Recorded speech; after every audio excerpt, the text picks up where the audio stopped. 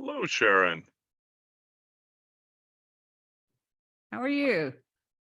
I'm doing great, and I always love to see that our speakers are early.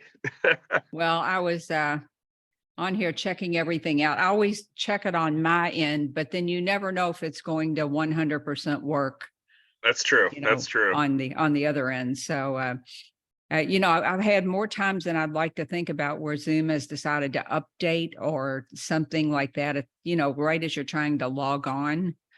Uh-huh. So, I I try not to do that. I was just trying out one of these automated YouTube note-taking services that's supposed to like summarize your YouTube video because I'll use those sometimes to put up bullet points for the meeting to the club afterwards. And the one that I sent through said, this meeting started off with technical difficulties. One of the speakers was muted. And it's like, okay, that doesn't need to be part of the summary here. Yeah, really. Now, what note-taking thing are you using? I found this website called YouTube Summarizer. And it does YouTube a somewhere. pretty decent point. You just give it a YouTube video and it'll spit out pretty good, like a bullet pointed list of things that happened. And it's Uh, not bad. and is it a paid tool or a free tool? It's free for whatever reason. I'm not sure why. Really? I'm honestly not sure why it's free. I need to tell my assistant, she need to check into that instead of writing out stuff. I give them for my podcast, I don't really trust the VAs that do the podcast editing to know what's the most important thing. So Right. I'll send them I call it the intro before the bullet points they do. So, Mhm. but I always give that to her, but that would be nice if it actually pulled out actual real stuff. Mhm. Yeah, these tools have started cropping up ever since ChatGPT came I along. know. I know. Yeah, YouTuber Summarizer seems to be pretty good. Um, there's a few others that are paid that are supposed to be really good too. Oh, I'm gonna check that out. All Oh, right, let's see. We've been getting around 60 people on a call recently, which is a lot lower than we normally get. Um, and I've switched it over to a recurring meeting, which means mhm. that I have trouble telling you how many people have registered because we have 230 people that have registered, but it could have been for any one of our reoccurring meetings. I see. Here in the next few minutes, we'll start getting people piling in. Okay. Yeah, that's Hello, Anita. generally the way it is. Hello, Bola. Good to see you both. Hi, Daniel. How are you? Hey, we could always turn our video on too. I love seeing everybody's face, not just the names. No pressure though. You don't have to. Oh no, you got to give us prep time. Women, they can't just go video ready. No prep. It's true. I felt my face and I'm like, oh, I didn't shave this morning. Well, it doesn't really show up. Yeah. Yeah. I remember this one manager, Jackie. She turned on her video, and I'm still trying to recover from that. Like, oh no, my manager's doing it. Now I have to do it too. I better make sure I'm ready. Her pictures that she always posted were great. And then she turned on her video one day. I was just like, oh my God, please turn off. Well, who knows? I could be in my pajama bottoms right now. I'm not, Well, but it's possible.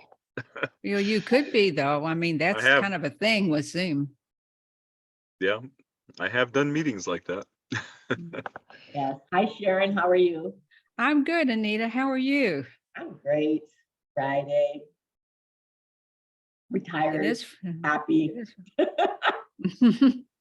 Yeah, did you just recently retire this year, Anita? Yeah, January 15th. Yeah. Okay, yeah. You got the same Part of the retirement part of CPM? the come on Pat money? Yes. CPM. Yes.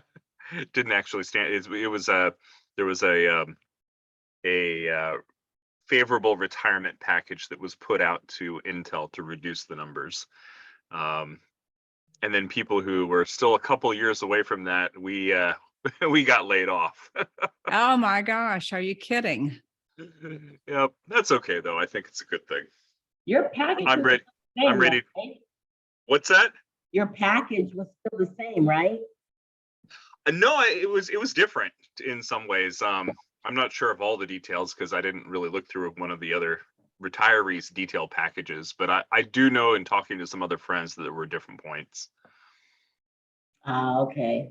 But Yeah. Daniel, you are like so amazing. You have so much going on, and it gives you more time to focus on the stuff you really love to do. I agree. So it's a blessing. Teaching is one of those things, and that's what I did at Intel. I taught software developers, and that's kind of what I do here. I teach real estate investors. Yeah. See some of the Funny how that regular. works. Yeah.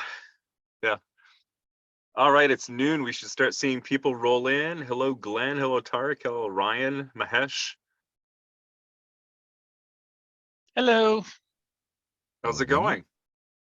Glenn, Happy what's your Friday. background? What's your background this week? Obituaries and tributes. We're Somebody doing probate today, right? Yeah, Oh, I was okay. just a little Okay, bit I got confused it. about that one. Got it. Okay, I was like, who died that I didn't hear about? Well, whoever dies, it's someone else's opportunity. So that's what I'm here to, Now I'm gonna change your mindset today around that. That you don't think it's weird. You don't think it's weird. I'm trying to figure out what's the right mechanism to sell options contracts on probates. Options Yes. contracts on probates. Yeah, there's got to be a business model here. Oh well, I don't know about that Maybe one. if you Options. can clean the titles and provide some other services in there. Look, there's plenty of movies I've watched where people go to funerals to go look for newly available spouses and all kinds of other things. Why not something like this? That's pretty funny. Oh my word. Not what you were expecting walking into this, was it? Listen, I'm all about the laughter, so I'm good with it. I like to find humor in these situations. I do remember when my grandmother passed away, most of the ladies of the church were giving him about a month or so, and there's one who didn't, and they ended up getting together because of that. I'll tell you what, it's apparently a thing. And it kind of goes both ways, I'm not quite sure what to say about that, but yes, it's a thing for some people. All right. It's definitely not in my presentation. It's a very different probate presentation. All right, let's wait a few more minutes to let some people come in. First of all, alternative investing. So, I have to commend you on getting a special background, though. That's really stellar. It's my commitment. Yes. I'm dying to hear all about it. Oh, well, you're going to hear all about it. All right, let's start off by happy Friday, everybody. For those of you who are in Portland or the Hillsborough area, I expect that you're probably hearing jets flying over your house right now. It's the Hillsborough Air Show, and you might be hearing that over my house as well. So just be ready for it. They're loud. They're making car alarms go off. They're scaring the pets. But welcome here to the Alternative Investing Club, formerly the Intel REI Club. And we're going to wait a few more minutes to let some more people in. It looks like the regulars are here. I see all the usual suspects. And I was told a little bit earlier that I should give you, heads up if you, want to share your video. But anybody who wants to is welcome to share their video.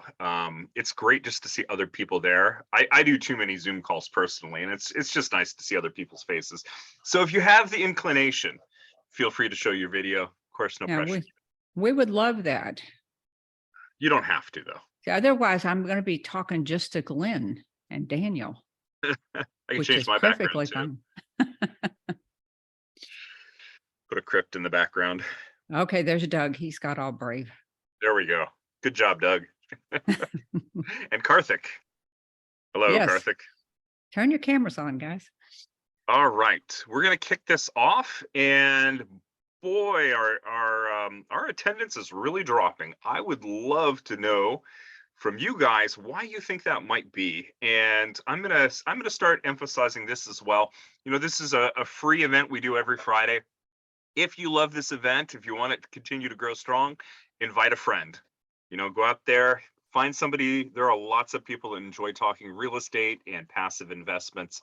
So I would be very grateful to you if you would reach out and just invite a couple of friends. The emails that you get from me, feel free to forward them on.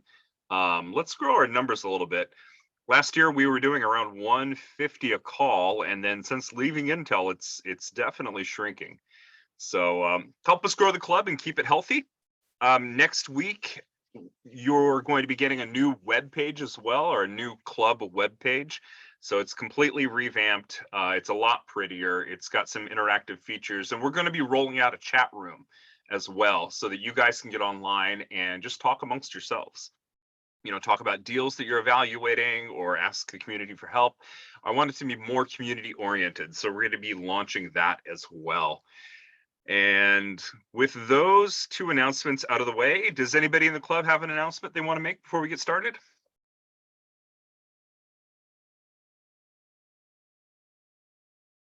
Okay, well then, Sharon, this is Sharon Vornholt, and she's the owner of Innovative Property Solutions in Louisiana, Kentucky. She's been investing since 1998 and is best known for her expertise in probate investing and marketing and branding.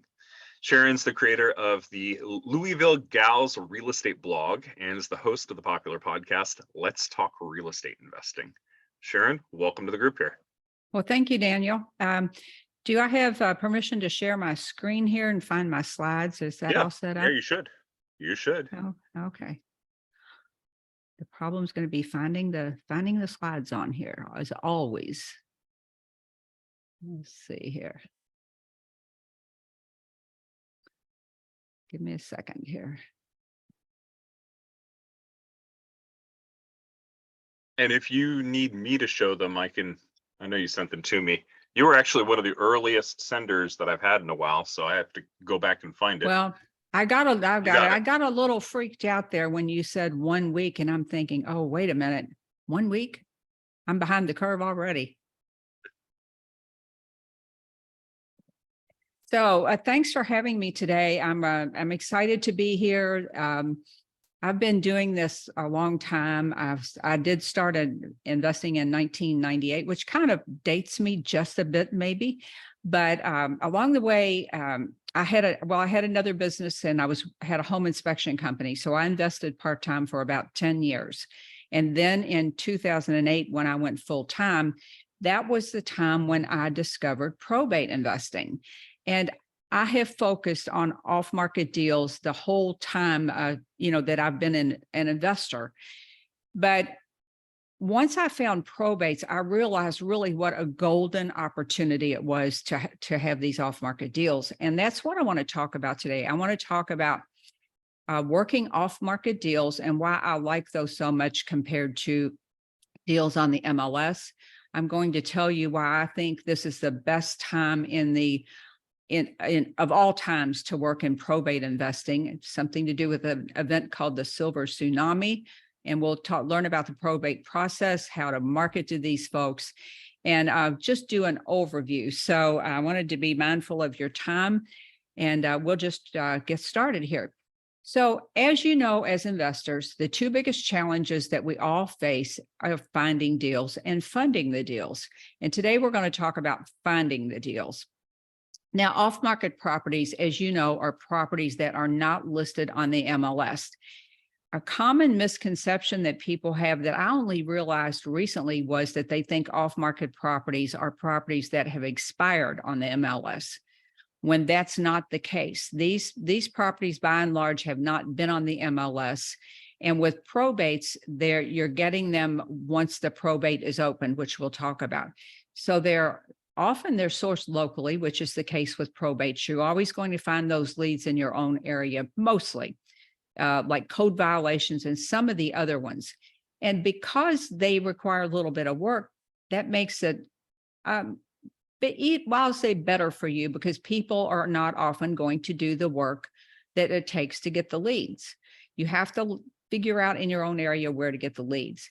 And you will be marketing directly to sellers, which in my mind is a huge bonus because you get in front of them, you get to find out what their problems are, and there's no agent in the transaction. Now, I love agents. I've worked with agents since the business before this one, since 1991. But there's a distinct advantage to you if you can talk directly to the sellers.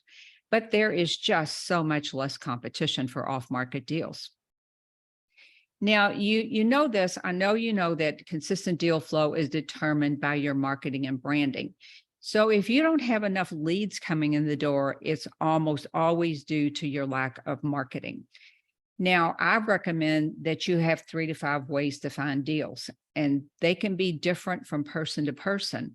I know people that cold call. I can tell you, I'm never cold calling anyone.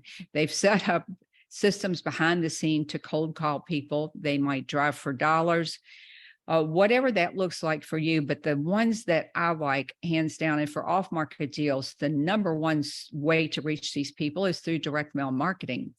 And that has changed so much since I started because you can now outsource it cheaper than you can do it yourself. So my top 4 are direct mail marketing, networking, which you all do in this group. And if you belong to a local real estate investors group, that's where your people are, your buyers and your sellers are. Everyone should have a website.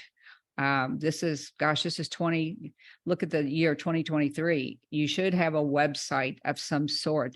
And content creation is huge. Now, I do that. A lot of people do that, but you don't have to have a blog or a podcast. And we'll go over some easy ways later on that you can create content.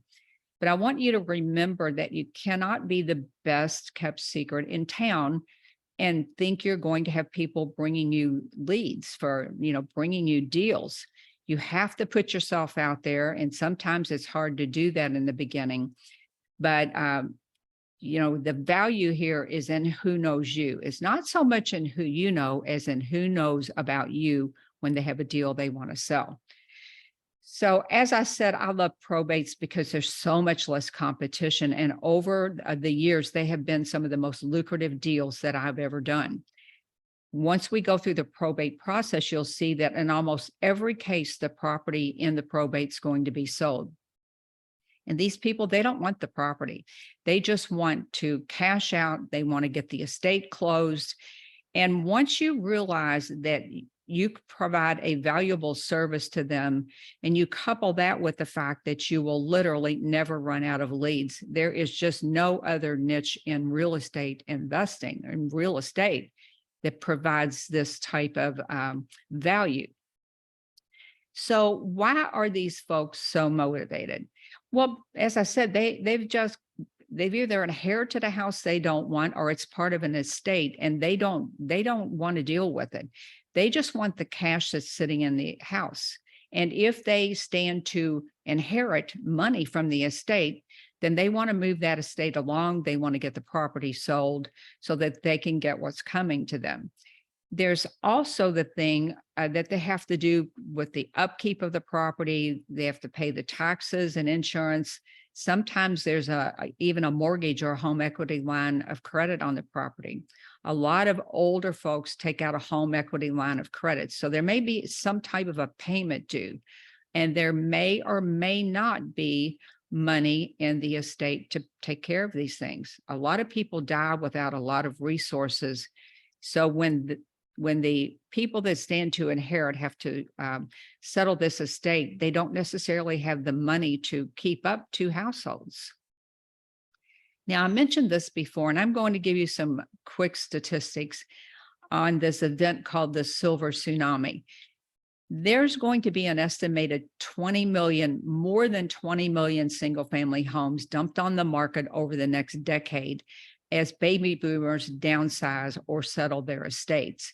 Now, this is a much larger number than is present in the normal probate world. And this is a massive opportunity, not only for real estate investors, but for any of you that are also agent investors. Now, baby boomers are the folks born between 1946 and 1964. So the oldest of the baby boomers will turn 77 this year if they haven't already. Bear in mind that the average lifespan, and these are 2021 statistics, not so much with COVID factored in where they got a little bit skewed, but the average lifespan is 79 years old. So currently, now these are a lot of these are couples. There are over 76 million baby boomers in the United States.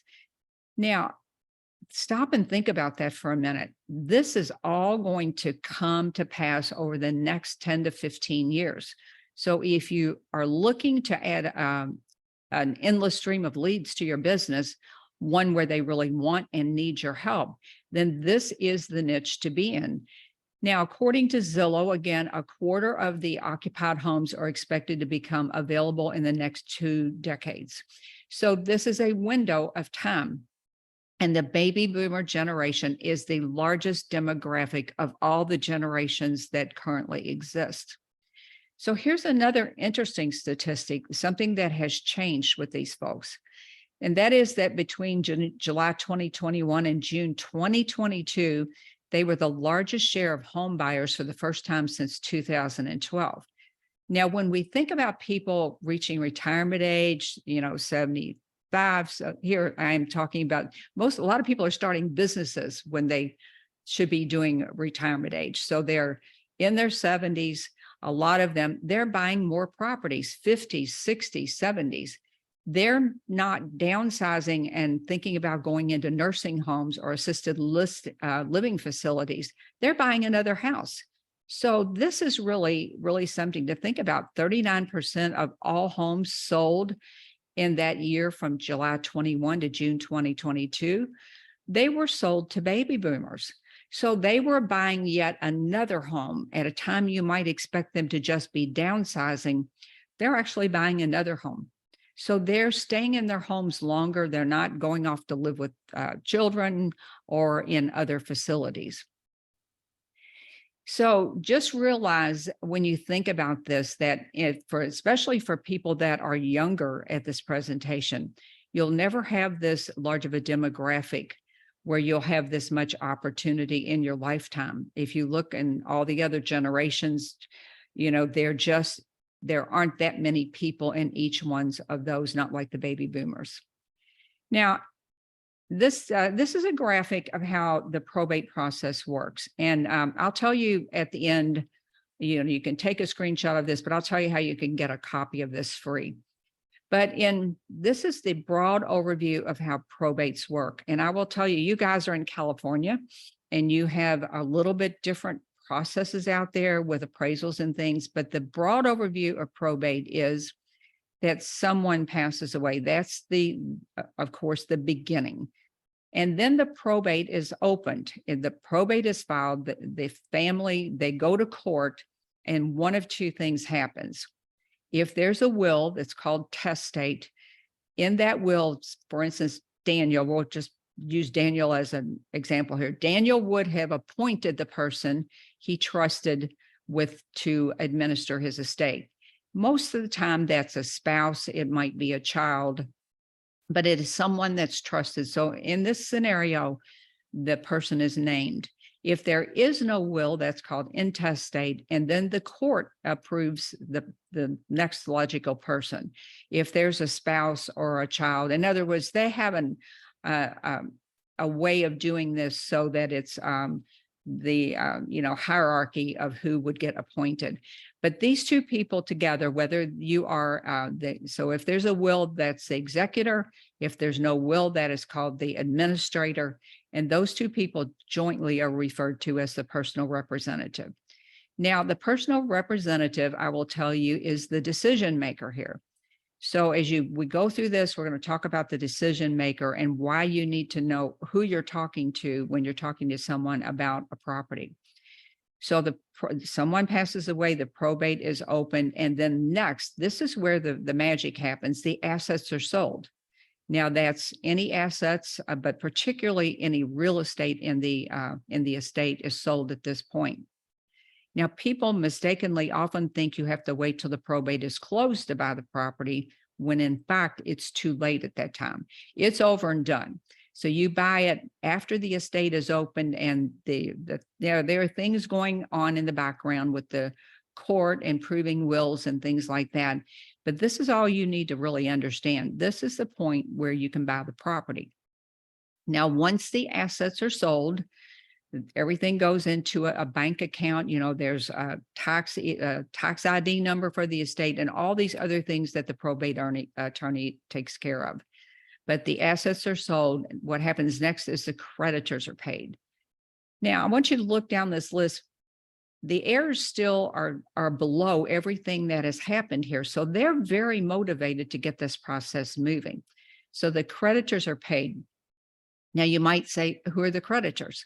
Well, they would certainly be anybody that would have a mortgage on the property, any loans, credit cards. It would be things like hospital bills, nursing home bills, attorney fees, any outstanding debts that are attached to the deceased. They get paid at this stage, and then and only then do the heirs get what's left. Once that happens and everything is paid out, then the estate is closed. So this is the broad overview of how this whole thing progresses. Now, I mentioned mindset before, and I do want to talk about that because both yours and the mindset of the people working with this estate, because it's crucial that you understand this. And for most investors, it's crucial that you adjust your mindset around working with these folks who have experienced the loss of someone. Now, the number one reason I've found that investors avoid this niche, well, actually, there are a couple. Basically, it's they don't have the knowledge to work in the estate. They don't understand the process themselves. They don't know how to find the leads. And then they don't know how to speak to these people, whether it's through their marketing, through their direct mail marketing. And by the way, that is how you reach these people. Do not call someone that's lost someone. Don't work obituaries. Don't knock on their door. I always like to say somebody's mama died. So be mindful that this is a special way of marketing to these folks. So investors avoid the whole situation though, because they just don't know, they don't know how to work in this niche, and they don't know how to talk to these people. But their biggest thing is their mindset. They think it's creepy, or, someone alluded to the fact that they're taking advantage of someone at the time when they've had a loss. And they're under the impression that this person is going to talk to them about Aunt Mary's passing. What happened? I can tell you from working in this niche all these years, they're not going to talk about that. When you show up at their door, they are looking for a solution. They have raised their hand to say they're looking for you to provide them a solution, because they are at the stage where, while it's a sad time, while they've lost someone, they now have a legal process to deal with, and they have to take care of the business of settling this estate. And this also involves disposing of their relatives' possessions. So the gift that we give these folks is the ability for them to go on with their life. And that's huge. So focus on this one thing, that they need our help. And in helping them, you can give them exactly what they need if you take the time to learn this process and learn what is really important to them. Because this is like a lot of other deals. It's not always 100% about just the money. There may be other things that they want or need that make them a very motivated seller. So let's talk about the mindset of the seller for a minute. So these are people just like us. They're not some mysterious group of people that you have to be wary of talking to. Like I said, they have to take care of the business of settling this estate. And when you talk to them on the phone, and when you show up to talk to them to look at the property, you just talk to them like they are your neighbor or your friend or any other person. They often put off moving forward because they don't understand any of this. They're confused about the probate process. They're unprepared to deal with the whole estate settling business.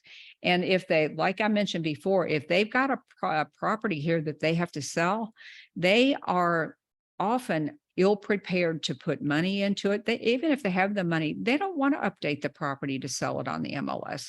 It's not what they want to do. So they can be very motivated to sell the property.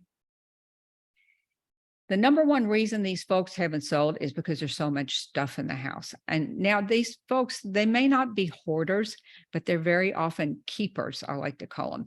They keep butter tubs, magazines, stacks of scraps of Reynolds wrap. So a lot of them are from an era where they didn't have a lot of resources, we'll say that. So they've kept a lot of stuff, and there's also a lot of stuff in the house that was important to them. I know when my mom passed away, I always use this as an example. My mom loved her sofa. It was a high-end sofa, 20, 25 years old. It had absolutely zero monetary value, but I could not bring myself to put that sofa in a dumpster. So I had to have someone else do it for me. But they'll go through, the family will go through that property and they'll pick out mementos. They always look for money, jewelry, things like that. And then they'll just close the door and say, you know, I'm going to come back next week and look at all this stuff. Then next week comes, they may come over, take a quick look and shut the door. But this goes on for a while. They just cannot deal with the stuff in the house. So when you write a contract for a probate property, for a property in an estate, the number one thing you can offer them, in addition to whatever money you're offering for the property, is an offer to clean out the house. It's standard in my contract. And the way I broach it is I'll say, look, you can take what you want. And if I know this is really hard for you, so take what you want. Let me know when you've taken everything you want, and we'll take care of the rest of it for you. Now, if you're a wholesaler, are you going to go over there and clean out the property? No, you're going to put that in your repair estimates for your investor buyer. If you're a rehabber, you're going to hire someone to clean out the house if you're a landlord. But that one thing, that is the one thing that they want more than anything. You know, they're looking for a quick, hassle-free closing, just like everybody else, but they want somebody to take this burden off of them so they don't have to feel guilty about throwing away their parents' possessions. Because let's just face it, a lot of it, there's no other solution. You donate what you can, and then you have to dispose of the rest of it. So again, it all comes back to this. We are problem solvers, and it's your job as a real estate investor to figure out what are their problems. In addition to money, in addition to cleaning out the house, maybe there's something else on their mind that's preventing them from moving forward. Maybe they don't realize that you can take care of any code violations or back taxes. You can adjust your offer to, and just say to them, look, we'll take care of that in our offer. Or, you know, we'll take care of that for you. So you have to talk to them and just have a conversation with them about what they need in order to know how you can best help them. Now, do you need to know a bunch of legal stuff about probate? Now, I always say that's the one reason God made attorneys. No, the answer is no. You do not need to know a bunch of legal stuff. Do you need to know how the probate process works? Yes. Do you need to have a basic understanding of the terminology so that you can talk to these people, some of whom will be very educated and they'll throw out terms to you? Yes, you do need to have a basic understanding of this process, but your job is just to put the house under contract, and then your real estate attorney, they will, in my area, they'll handle all the rest of it. When they do a title search, they will discover if there's something about the probate that's not been done correctly. If they have a probate attorney doing all of this for them, then chances are it's all going to be really, really, really in order. But your job will be to show up as a probate investing expert, as someone, a trusted resource, by having the knowledge of the probate process, the basic terminology, just understanding what's going on here, because 99% of all investors are not going to have a clue about any of this. So the fact that you can show up and just be knowledgeable makes you so far ahead of everyone else. So as I said before, in most cases, the house must be sold in order to close the estate if it's sitting in this, in the probate. Now, there would be some cases where it might be in a trust, which if it's in a trust, that will go around and come out the bottom of the probate process and will never go into probate. It could be that there's a survivorship deed. There are some ways that a property can escape probate, but if it's in the probate, it's almost certainly going to have to be sold. So once again, these are the steps. You know, someone passes away, they open up the estate. It's determined who the decision maker is. The executor or the administrators appointed. The assets are sold, the creditors are paid, and the heirs get what's left, and the estate is closed then. So the estate will be closed, and then all the stuff with the, like I said, you're required to get a EIN number for an estate. An attorney takes care of all of that. And the government, you know, they want to see if there's any possible way they can get money out of this, out of this deal. So that's not our worry, though. That's not something we have to worry about. Now, both kinds of assets, real property, which of course is real estate and land, all things that attach to the land, like gas and oil rights, ponds, that they're all considered part of the real property. Personal property is generally anything movable. So that's everything else. Money, stocks, bonds, boats. All of these things are supposed to be sold and converted to cash. And then so that down the line, when the creditors are paid and the heirs get what's, what's coming to them, they'll get a portion of that. So that's the way probate works. Now, getting the leads, where do you get the leads? Listen, I wish there was a magic button like the MLS where the probate leads just magically flowed in there from county to county, but that's not the way it works.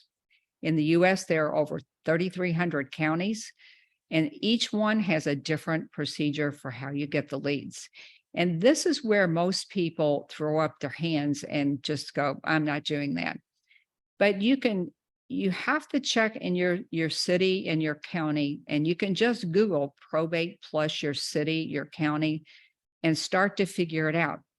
So I had a student in, I think it was Harris County, Texas one time, and he said, I don't know how to get the leads.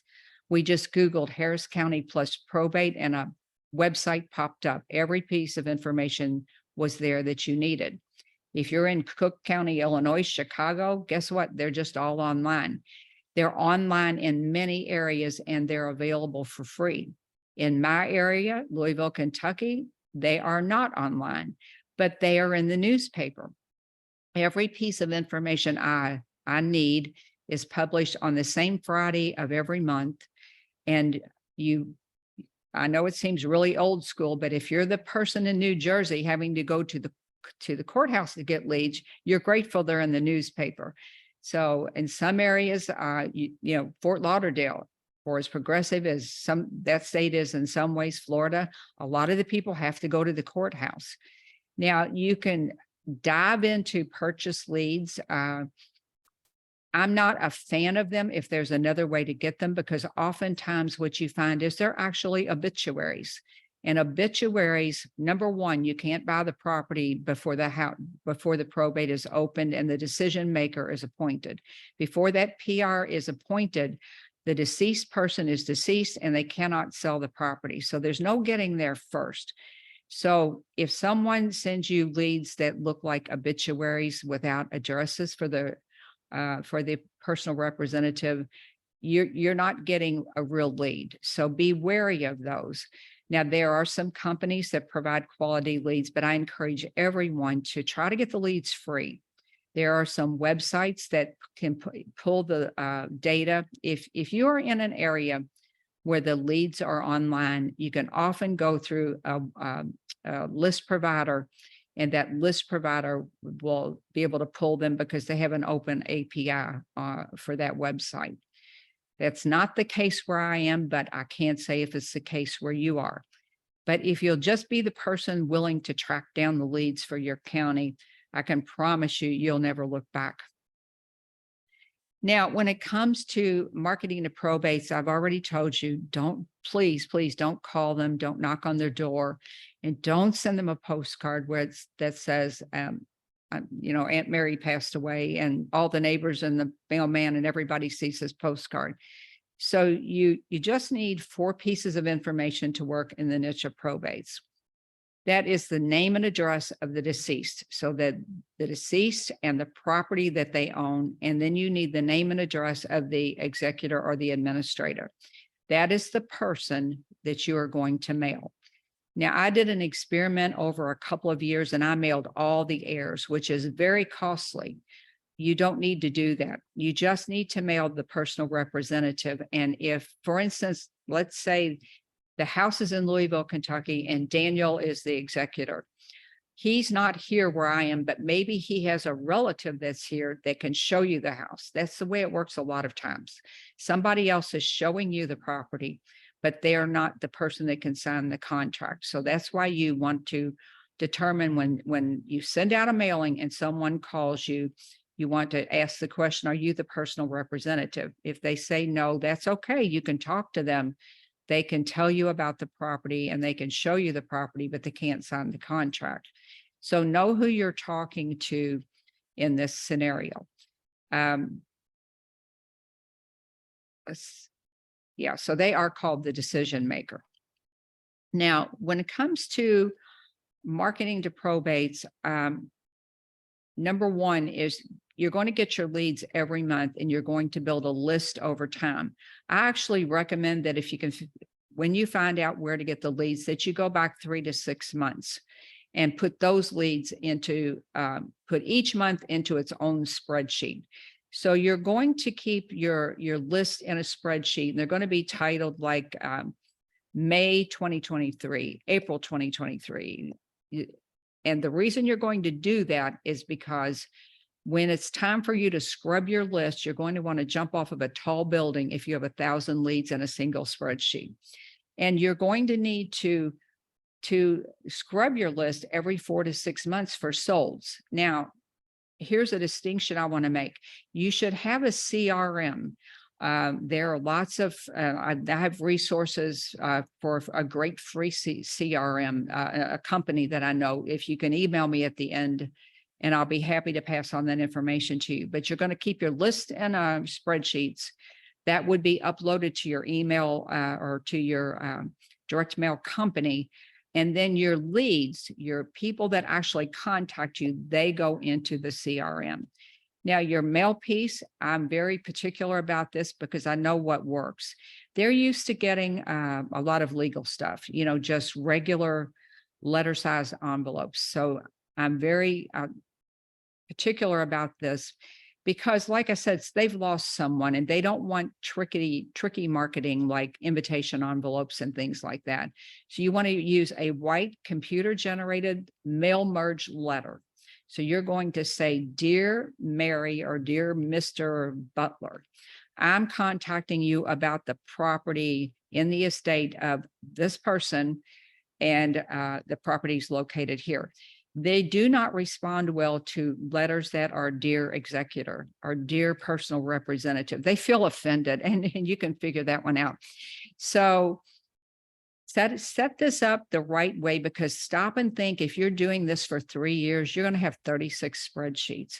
And the one from 2 or 3 years ago, those I found that probates generally, I call them they're through the process most of the time in 12, 14, 15 months, something like that. Now, you'll have a few scragglers and you continue to mail to those people, mail to everyone every month, as long as the property is available. But they will begin to dwindle as the months go on. But remember, every month you're adding a new group of probates. Now, depending on where you are in an area with a million population, it was my experience that when the leads would come out, we'd sort through them. We took out the ones that were too rough of areas that we didn't want to work in. We also took out the ones that were too expensive, that were in such nice neighborhoods, they were almost certainly going to be sold on the MLS. So we concentrated on the bread and butter, average property or step up property. That was the group of properties we focused on. So we didn't want to waste our time and money mailing to people that were not going to meet this criteria. So as people fall off, some will be listed on the MLS. And so that way, ultimately, your list from back a year ago will get smaller. You'll drag a few forward, but each month you're getting new leads. Now, I could never get my list up to more than about 850, something like that, sometimes 900 over time. That's people that I was marketing to. And that's on I'm in an area with Louisville and surrounding counties of about 1 million population. So it's not huge. Now, where you live, if you're in a bigger area, you'll get more leads. If you're in Chicago, you're going to get 800-900 probates a month, every month. Same thing for Atlanta, Georgia, multi-million population. That's kind of how you gauge. But we would sort through these, and there's no easy button for this one either. My daughter did this job in my business. She would look at each lead and she'd go, yes, no, heck no. Mom's not she doesn't want that one. So she would group these, she would go through our tax assessor site. In some areas, they go through the appraiser's site. You want to look at it, see what the neighborhood is. Do I want this property? Is it worth me mailing a letter out, spending $1.80 or $1 every month for a year or more to make a big chunk of cash? Most of the time, if it's a good property, the answer is going to be yes. But this is not a game where you need to be first. Be patient, wait for the estate to get opened, and then you mail everyone every month, not every 6 weeks or every other month. Mail everyone every month, and be patient and nurture these leads, and you will see the results pay off. So why mail everyone every month? Now, these are direct mail statistics that have been true for more than 2 decades. They might be 1% or more one way or another, but 81% of your deals, not your calls, your deals will come at or beyond the 5th mailing. And this is not only for probates, this is for all direct mail marketing. Now, you think about competition, 90% of your perceived competition, they're going to stop mailing on or before the 3rd mailing. They're just going to throw in the towel. Once you understand, if you've read Darren Hardy's book, The Compound Effect, it's like this happens this month, and then next month builds on the previous month, and so on and so on. After 5 months, you will be at the 5th month for a group of people. You'll come up on the 5th mailing for a group of people every single month. Now, does that mean that you won't get any deals along the way? No, it doesn't. It does not mean that you won't get deals on those first 4 mailings. It means that the momentum will pick up and stay up there if you mail consistently every month, and it will do that at about the 5th month. So when should you start mailing to probates? We talked about this one, I think. When they open the estate, they are raising their hand and they're saying, I'm ready to sell the property. So don't bother with trying to get there first. For God's sakes, don't work obituaries. They can't sell the property. Wait till they open the estate. And now when is that? That might be a month or 2 after the person passes away. It might be a year down the road. Doesn't matter, because here's the thing to understand about this. When they're ready to deal with the selling of the property, they're going to open the estate. And that's when your opportunity begins. That's when your window of opportunity begins. Now, I've said this before, but how long should you mail to these folks? Until you buy the house, someone else buys the property, or it's no longer available for whatever reason. These are not properties, if you think back to the probate process, where you can generally do terms deals, because remember, they need to cash out so that the heirs can inherit. Now, I mentioned too that sometimes properties escape probate. I'll just throw this in here just for your knowledge. I'm not going to spend any time really on this, but there's a list that you can purchase called inheritance. These are all the people that skipped probate. A lot of them will be in trust and people tend to not just take these and put them over to the side.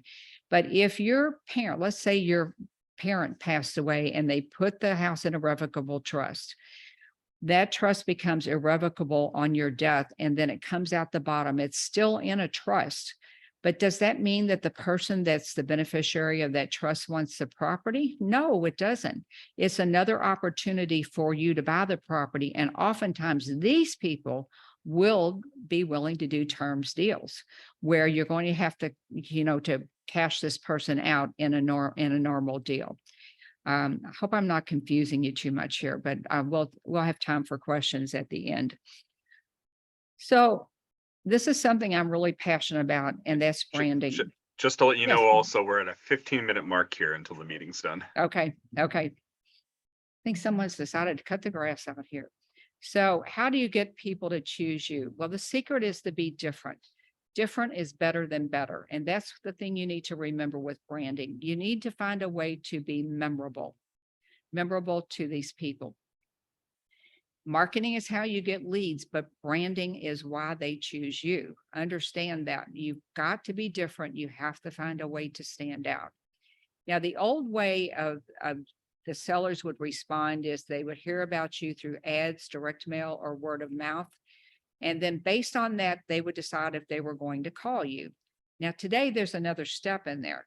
So they hear about you through your marketing or your networking or whatever way that you're trying to reach them. They're going to go on to Google and they're going to Google you. So it's important that you understand this is one of the reasons you need a website. This is the reason that you need to have your social media profile set up. If you are not a content creator, when they Google Daniel's name, then they would find all of these things that say, yes, he's a real person. He's a real investor. He has an online presence. So think about that. That's one way you can brand yourself if you're not a content creator. So remember that different is better than better. Do something different. I always sent them a thank you note. Now you send them something like a bonjour or a video thank you that says, hey, Daniel, thanks for showing me your property. I'm sorry we couldn't come to an agreement on price, but I'd love to be your plan B if your plan A doesn't work out. Of course, if you got the deal, then you say, thanks I'm looking forward to working with you. So do something different and be sure that you're marketing to the right people. In other words, don't have a message directed to pre-foreclosures if you're trying to attract probates. So be sure you're working with the right group of people and attracting the right people with your marketing. And then tell them what you want them to do. Fill out the form on my website, call me, set up an appointment. I'd like to set up an appointment to look at your property, but don't assume that they're going to know what you want out of this. So you want to give them a clear call to action as to what you want them to do next. All of these things will set you apart from the average investor. Now, there's lots of ways you can do marketing. You can just go to be a networker. You can create content. You can make simple videos when you look at a property, walkthroughs of videos. You can take still shots of properties. Let's say you're out driving for dollars and you find a property that's obviously a distressed property. Begin to post those online. But there are so many ways that you can market yourself, and you just have to decide which one works for you. But the number one thing on this list that you really absolutely have to have, and that's some sort of a website, a lead generation website. And that also gives you a place to put your content. So in building your business, you want to have a website. You want to decide on a direct mail company. This is for direct mail marketing to probates. You want to decide who's answering the phone. Am I going to answer the phone, or am I going to have a service? What am I going to do to talk to these people? And this is important if you have a full-time job. Like if you're working there at Intel, you may not be able to just pick up the phone and answer your phone all the time. We talked about a CRM, a place to keep your leads. Think about this one. If you have to pay for a CRM, and there are some great free ones. Let's say you're challenged to pay $99 a month for the upgraded version of a CRM, and you say, well, I don't want to do that. I want you to think differently about this and think about what one lost deal will cost you. $12,000, $20,000. How much is it in California? $30,000, $40,000? Probably a lot of money. So when you make decisions about the tools you use in your business, I want you to think about that. And then focus on your basic branding, your identity as a real estate investor. So these are things that you need, basic things that you need to decide on when you are setting up your real estate investing business, and you want to take it kind of level up and be a person to really invest in your personal brand. And all of these things apply to any off-market deals. So All right. look down. Yes. I was going to say, would you like to go on to taking questions? Yes, I think we're at the end. I was just going to tell them, I'm at the very end here. Want to tell them if they're interested in getting resources for probates, that I have a probate investing starter kit, a freebie that you can get over on the blog, and you can definitely email me if you have questions. All right. Glenn has a question. Do you invest in any non-real estate related assets that are part of probates, like annuities or insurance or something else? I don't personally. Okay. But you could, though. You could. Yes, you could. Okay. Let's see. Do you have any recommended websites to subscribe to? This is from Trish. Recommended websites as far as learning websites, or as for creating a website? I think she's looking for leads here, and maybe that was answered during the talk already. All right. Brooke is asking, can any real estate attorney handle probates, or is that a specialty you need to look for?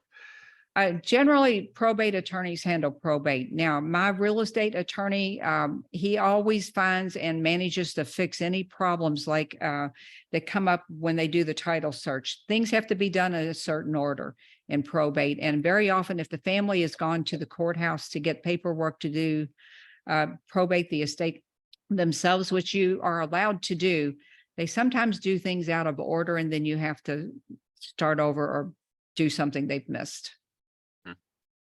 Do you ever use any creative financing in order to help fund these deals, or are you putting 20% or whatever it is down each time? Well, remember, you're going to have to buy and close on these deals. So you can, as long as you can, yes, the answer is yes. I mean, you can use a bank. You have to be a cash-like buyer. That might mean you're getting money from a private lender or a hard money lender or whomever. You just have to be a cash-like buyer. Okay. Let's see. Glenn is asking, what is your funding model? So I guess this is partially answered by what you just said, but do you take on investors into any of these, or is it mainly through hard money loans? What do you do anything besides hard money loans that might be considered creative investing? I personally do hard money loans. Is that the question? Yeah, I guess he's also asking if you have a fund for doing these sorts of things. Oh, fund. No, I don't. My advice to you is, especially for you folks that have a job or have had a job or have a portfolio of properties, is reach out to these small local banks, portfolio lenders. They'll very often set you up a line of credit that that will make you a cash buyer. Certainly look for a private money lender that'll give you short-term financing to close on the property, and then you can refinance out or wholesale it or whatever. Okay. And then Dawn is asking, how do I know when the property is opened by the estate? That's where you have to find out. You have to get the list of probate leads. Remember, we talked about Google your city, your county, and the plus sign in probate. Pardon me. And you have to find out where the leads live. There will be a place that you can get the leads, and that's the challenge here, is to find it for your area. All right. And then Mario is asking, how do you determine what the fair market value is, or whatever the rehab and renovation costs are going to be? Do you have any pointers for doing that? Well, I think that these are just like any other deals. That's a whole topic in and of itself. Personally, I only like MLS comps. Now, if you're not a realtor, if you know a realtor, you can often get them to let them agree. They'll agree to let you be their unlicensed assistant. Think of the person that's in their office. And so that's one way you can get comps. you can look on websites. Don't look at Zillow values, but you can also look at Zillow solds and determine that. So you have to get comps are always better to see what that is. And then the repairs, gosh, there's no easy button for this one. In the early years, I spent a lot of time in Home Depot putting together spreadsheets for countertops and how much everything costs. And then after a while, you get to where you can look at a kitchen and go, okay, it's rental quality, it's $5,000. It's a process. I don't know of an easy button for that one, Daniel. Yep. All right. I want to ask the question, can you describe a deal that you would consider to be a good deal in terms of how it went and the numbers that were associated? And then maybe if you have a little bit of time, we've only got 6 minutes left, a bad deal. Well, a bad deal for a probate deal, knock on wood, I don't even like to say this out loud. I've never lost money, but one time a realtor made more money than me when I was new. I paid, those pesky realtors. I didn't know what I didn't know. And it was first time home buyer, and we agreed upon a price. And then he said, well, it's customary. They're getting this loan, and it's customary for you to pay all the closing costs. And I will never forget going to closing. The buyers got money back. The agent made money, and I made a couple $1,000s, but that is definitely my worst deal. And I never made that mistake again. Your best deal, see, the numbers are going to be different in California. You all have big numbers there. A good deal here would be, just always make the offer, deduct the repairs. Here we generally start at about 70% of the after repaired value on a median priced home. And from there, deduct all of the expenses, the repairs and all of those things. That's the starting number. And then you just have to say that number out loud. But, for me in this market, if I can make $20,000 something, that's a good deal. If you're in California, that's probably 50, 70, 80,000 on a wholesale deal. You tell me, Daniel, what's a good wholesale deal out there? Well, I actually don't live in California. So. Oh, you don't? Where do you live? I'm in Oregon. Oregon. Okay. I know absolutely nothing about property values in Oregon. So if the median home price here would be 190, 200,000, what is it where you live? It's probably 350 here. 350. Yeah. So a little bit different numbers in your scenario. You'd probably start more with a 75, 80% of the ARV. That would be my guess. That's what I would do here on a house that's priced like that.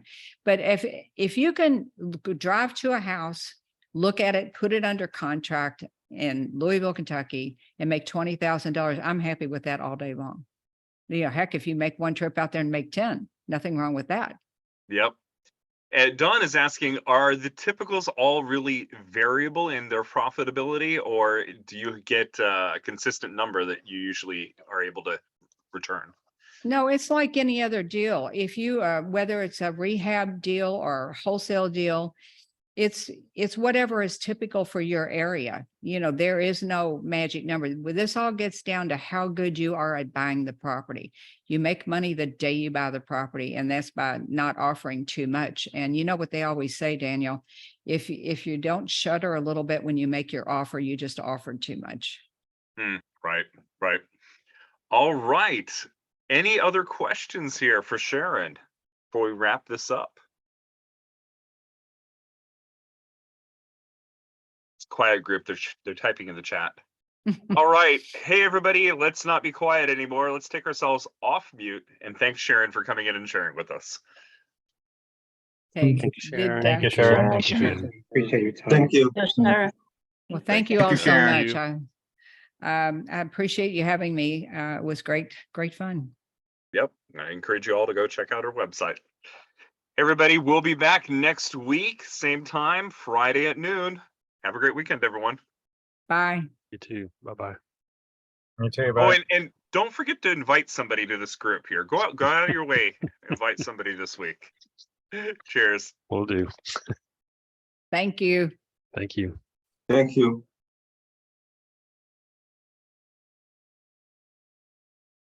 Right, Sharon. That was a great presentation. Well, thank you. I was trying to watch the time. I know we started, it's generally about 45 minutes and it's, I need to put, I've got my daughter told me about an online timer that you can put up at the top of yours. I always think of when you're watching TV and they have a bomb countdown timer, it sits on the top of your screen, but it'll count down your time. I'm going to definitely look into that because you kind of lose track of time a little bit. You do, yeah, and especially when it's a longer presentation like that. Yeah. I'm going to check out the webpage too. It sounds like an interesting way to invest. We have somebody who wants the CRM, but you want them to email you for that, right? Yeah, I'll have to give them a link. I'll give them a link, and it is an affiliate link to a free CRM, Daniel. So what they get from if they use my link, this company, they have a direct mail company and the CRM. So you can get the CRM for free. But if you use this link, when you get ready to do direct mail, you get 10% off for life. So that's why I worked out a special deal with this CRM. And this company is a great company. Yes, it's Sharon at SharonVornholt.com. So I've watched them develop this. They have a direct mail company, a sister company with the direct mail company was actually first, but you can, they can skip trace. You can order your direct mail directly from the dashboard of the CRM. So it's a nice program. And then one day, if you're moving up in your business, I think the paid version is about $99 a month, but gosh, they'll scrub your list. They'll take off solds on the MLS. They will, do, like I said, skip trace, clean up your list. There's so many things they do in addition to doing a great job on direct mail. And one thing I like about the direct mail company is that you can do small batches. Most direct mail companies make you do 1,000 mail pieces to get the best price. And I think their bottom level number is 200, which is really low. Sharon, if you want to, you can send all those links to me and I'll send them out in a follow-up email to the whole group. Okay. Yeah. I don't recommend anybody that I haven't used myself and that I know to be a reputable company. So I have no problem doing that. And gosh, you can't beat getting 10% off your direct mail forever. There's no downside to that. Yep. All right. Well, thanks for having me, guys. Hey, Okay. Daniel. Thank you, Sharon. You said you would be sending a follow-up email. Have you been sending follow-up emails to the previous meetings? Because I only get the only emails I get from. Okay. No, I haven't really yet, but I'm going to go through my process and refine it a little bit. Follow-up emails with the links to all the videos. I'm going to start doing that. Okay, just want to make sure I wasn't missing anything. If there was some. Not yet. Okay. All right. Sounds good. Thank you. Cheers. Thank you. Cheers. Yeah. Have a good one.